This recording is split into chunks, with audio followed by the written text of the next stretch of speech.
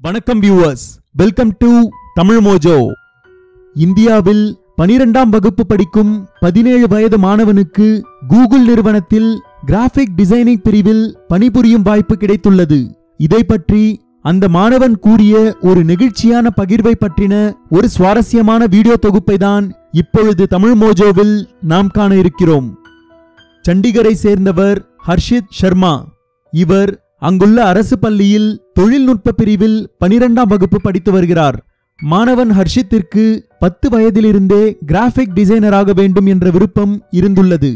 அது மட்டுமின்றி கூகுள் நிறுவனத்தில் பணிபுரிய வேண்டும் என்ற லட்சியமும் இவருக்கு இருந்துள்ளது.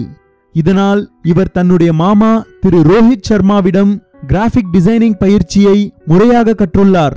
அதன்பின் தன்னுடைய கடின உழைப்பினால் தற்பொழுது கூகுள் நிறுவனத்தில் பணிபுரியும் வாய்ப்பை இவர் பெற்றுள்ளார். இது குறித்து மாணவன் ஹர்ஷித் கூறுகையில், கிராஃபிக் டிசைனராக வேண்டும் என்பது என்னுடைய கனவு. அதனால் நான் 11ஆம் வகுப்பு படிக்கும் பொழுது தொழில்நுட்ப பிரிவை தேர்ந்தெடுத்தேன். இது குறித்து என்னுடைய பெற்றோரிடம் கூறினேன். இதைத் தொடர்ந்து டிஜிட்டல் இந்தியாவில் சிறப்பாக செயல்பட்டதால் பிரதமர் அலுவலகத்திலிருந்து 7000 ரூபாய் பரிசு தொகை வந்தது. அதன்பின் பாலிவுட் திரைப்படங்களுக்கு போஸ்டர்கள் உருவாக்கினேன்.